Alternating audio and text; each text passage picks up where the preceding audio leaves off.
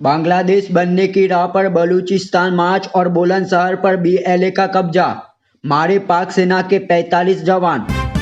नीतीश कुमार को पलटू राम बताना पड़ा भारी। अखिलेश यादव ने इस सपा नेता पर गिराई गाज। अंतरिम बजट से भारतीय रेलवे को बड़ी उम्मीदें। 5 पॉइंट्स में जाने का हो सकता है खास। उत्तरी मैक्सिको में यात्रियों से भरी बस और ट्रक की भीषण टक्कर। 19 लोगों की मौत, कई घायल हो गए।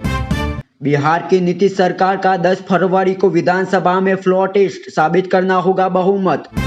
नीतीश की पार्टी में टूट। महाराष्ट्र में इंडिया गठबंधन के साथ ही चुनाव में उतरेंगे जेडीयू के नेता। इंडिया अलायंस इन महाराष्ट्र। नीतीश कुमार की राजनीतिक महिमा अपरंपार है।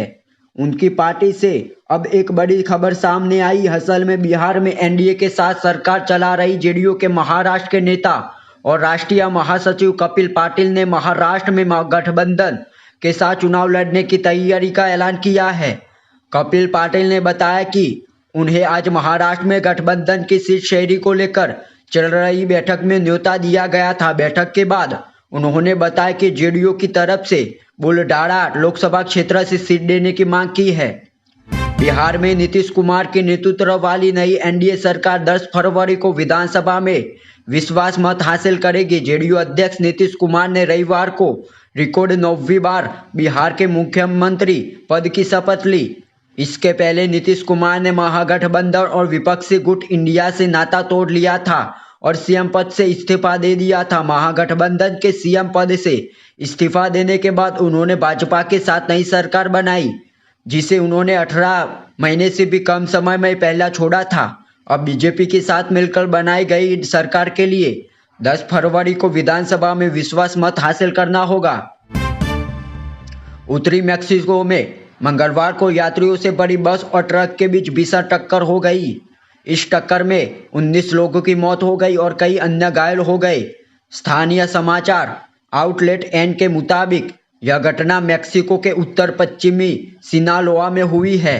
हालांकि स्थानीय अधिकारियों ने अभी तक मरने वालों की संख्या के बारे में नहीं बताया। यह दुर्घटना एक तटीय राजमार्ग पर हुई है जो समुद्र तट के सामने वाले शहरों माजातलान और लोस मोचिस से को जोड़ता हुआ है। दुर्घटना के बाद रास्ते को बंद कर दिया गया है। केंद्रीय वित्त मंत्री निर्मला सीतारमण 1 फरवरी को देश का अंतरिम बजट पेश करने वाली है। इस बजट से देशवासियों को काफी उम्मीद है। अंतरिम बजट 2024-25 में देश की लाइफ लाइन कहने वाले भारतीय रेलवे को बड़ी सौगात मिल सकती है। रेलवे नेटवर्क ट्रेनों की स्पीड संख्या बढ़ाने के लिए वित्त मंत्री इंडियन रेलवे का बजट बढ़ा सकती है। इंडियन रेलवे को और से यात्रियों की सुविधाओं को देखते हुए नई नई ट्रेनें चलाई जा रही है। रेलवे का विशेष focus Vande Bharat, sleeper Amrit Bharat express जैसे नई ट्रेनों की सुरक्षा पर है। एक्सपर्ट का मानना है कि इसके लिए वित्त मंत्री रेलवे को 3 लाख करोड़ रुपए का बजट दे सकती है।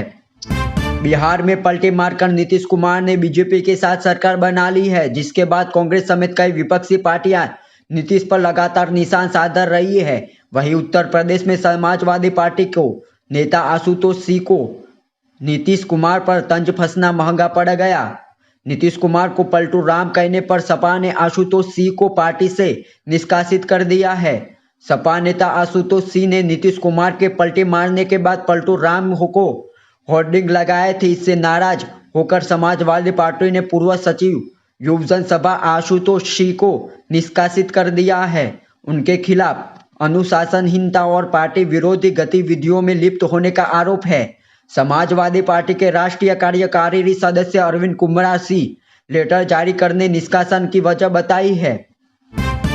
पड़ोसी देश पाकिस्तान फिर से टूटने की कगार पर है। आशंका जताई जा रही है कि 1971 की इस तरह पाकिस्तान 2 फाड़ हो सकते हैं और एक अलग देश बन सकता है। पाकिस्तान के पश्चिमी प्रांत बलूचिस्तान की आज़ादी के लिए संघर्ष कर रहे में बलूच लिबरेशन आर्मी से सैन्य ठिकानों पर हमला बोला है और दावा किया है कि उसने मार्च और बुलंदशहरों पर कब्जा कर लिया है।